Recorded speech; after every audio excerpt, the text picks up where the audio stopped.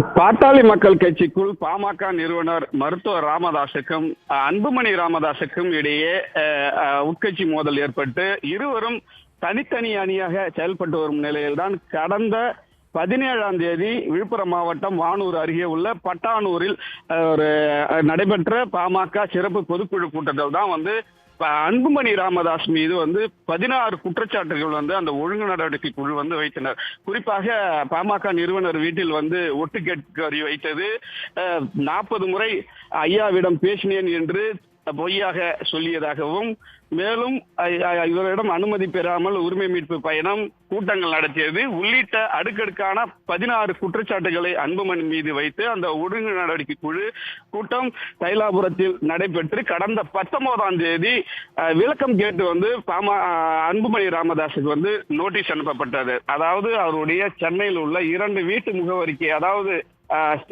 D நகர் மற்றும் பனையூரில் உள்ள 2 முகவரிக்கும் விளக்கம் கேட்டு நோட்டீஸ் அனுப்பப்பட்டது. அந்த நோட்டீஸ்க்கான கால அவகாசமாக நேற்று வரை நிர்ணயம் செய்துள்ளனர். இந்நிலையில் தான் நேற்று வரை பார்த்தீங்கன்னா அந்த நோட்டீஸ்க்கான இதுவரை அன்புமணி தரப்பில் பதில் அளிக்கவில்லை என்று கூறப்படுகிறது. இந்த பரபரப்பான சூழ்நிலையிலெல்லாம் தற்போது இன்னும் சற்று நேரத்தில் தைலாபுரம், அதாவது திண்டிவனத்தை அடுத்த உள்ள தைலாபுரம் நம்ம இருக்கக்கூடிய இந்த பகுதியில் மருத்துவர் ராமதாஸ் இல்லையில் தான் இந்த பாமக ஒழுங்கு நடவடிக்கை கூட்டமானது நடைபெற உள்ளது. இந்த கூட்டத்தில் பார்த்தீங்கன்னா 9 பேர் உறுப்பினராக இருக்கிறாங்க.